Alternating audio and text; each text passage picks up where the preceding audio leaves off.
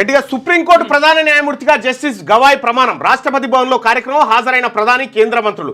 భారత 52వ ప్రధాన న్యాయమూర్తిగా జస్టిస్ భూషణ్ రామకృష్ణ గవాయ్ బుధవారం ప్రమాణం చేశారు.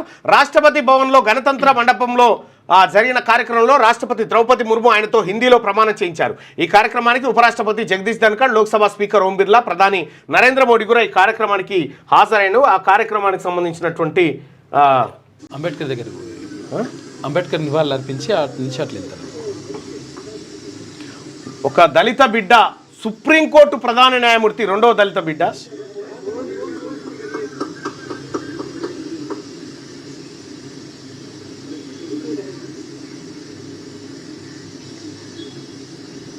మొట్టమొదటి బుద్ధిస్టు కూడా ఈయననే.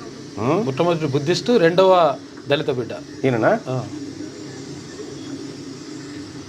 వాళ్ళ నాన్న గవర్నర్గా పనిచేసిండు, ఎంపీగా పనిచేసిండు. ఆయన కూడా బుద్ధిస్ట్. రైట్.